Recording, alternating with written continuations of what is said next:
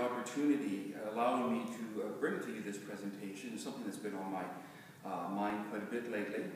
And let me kind of surround this with a quote that comes from Joseph Hall. It goes like this: "A reputation once broken may possibly be repaired, but the world will always keep their eyes on the spot where the crack was." Our marketing brand, our image, is based around this statement: in the heart of the community, with a heart for the community. This defines our mandate and commitment to providing care plus service to those we serve. And with two competing funeral homes in town, this commitment carries even greater weight. I therefore throw this quote from Wayne Dyer at you. It goes like this: "Your reputation is in the hands of others. That's what the reputation is. You can't control that. The only thing you can control is your character." Reputation created by word of mouth is so important to us as a business. In fact, an ongoing survey created by selected independent funeral homes reveals that the #1 reason people use a particular funeral home is its service protected by its reputation. So I ask, do we have the personnel to effectively carry out this objective? Allow me to propose a rationale that will indicate that all too often we leave ourselves perhaps vulnerable because of staff shortage. Now, I do understand that there are times when we as staff are less than busy with direct funeral activities. But I wonder if we allow that slow time to be the defining factor for the number of staff that we carry.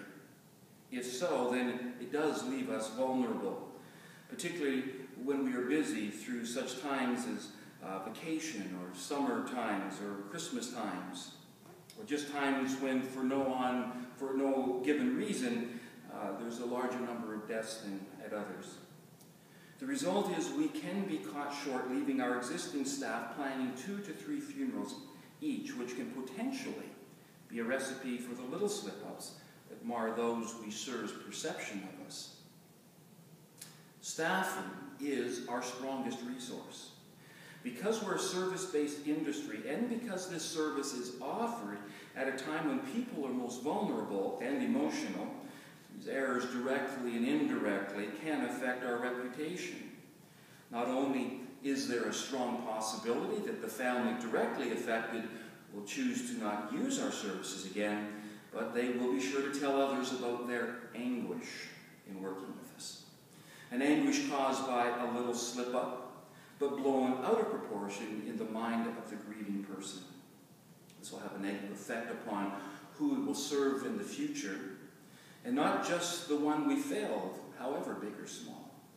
Our motto cannot be fulfilled through our buildings or vehicles, but only through the effectiveness of our staff's ability to provide the best of care and the best of service.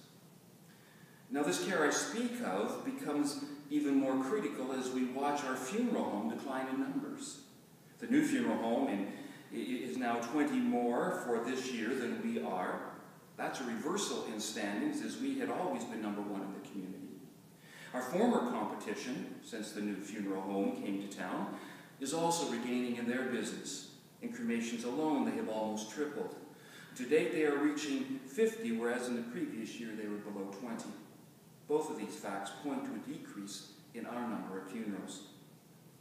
Now, although this remedy cannot be put solely at the feet of staffing, it is our safest and our most cost-effective first step to ensuring that we are not falling behind due to this.